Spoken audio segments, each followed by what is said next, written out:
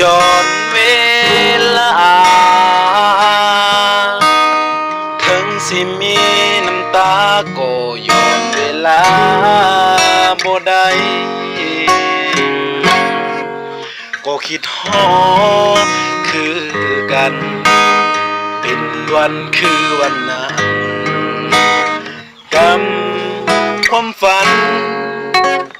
ที่มีชื่อเสียงต้นมานั่งดูนกันวันนั้นกินเบียร์พงศิษฐ์เฮาก็เคยเลยคิดหมู่ทั้งเฮาสองคนก็ฝากถึงแฟนต่างแดนไปอยู่หน้าสอนห่างกันเป็นบ่อนหน้าสอนจากบ้านนาให้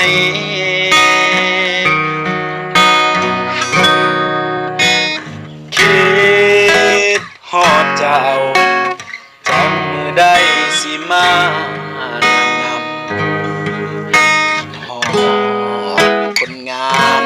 แค่ดีลาทั้งเฮาคิดฮอดจากมาอยู่นำกันบ่ได้อยากกินเบียร์เย็นก็คือเงินเฮาขาดเกินอดทนอีก2 เดือนจะกลับมาเลื่อนต้นไม้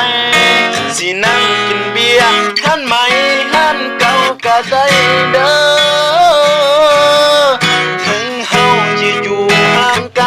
แต่ใจห่วงหามคนงาม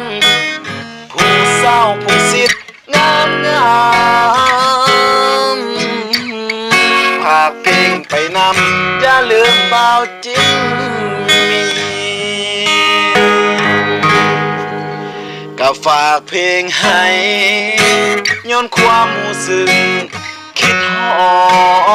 ดอยากคิดอยากกอดผู้สาวหันสุดบ่ได้อยากไปนอนนำแต่ยังยำคำบ่ได้อยากสิหอมแก้มให้แต่ใจยังร้องขอ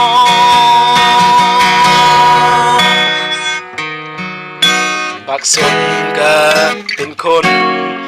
หล่อ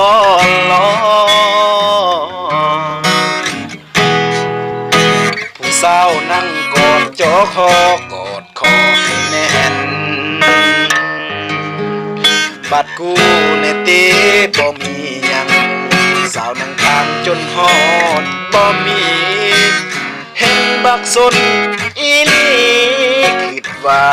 อยากสั่งมันแล้วแต่บ่อยากสั่งเป็นหมูเป็นคู่ก่อนเฮาจะลาจากไปเจ้าสาวไว้ตัวเองเด้อหมู่คู่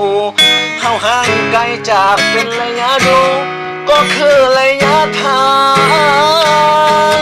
จากหน้าให้ไปหอดหน้าซ้อนเป็นคนไกลบอนดูของบ้านเฮาคิดฮอดหมู่เพื่อนคือเก่าเลยแต่งเพลงให้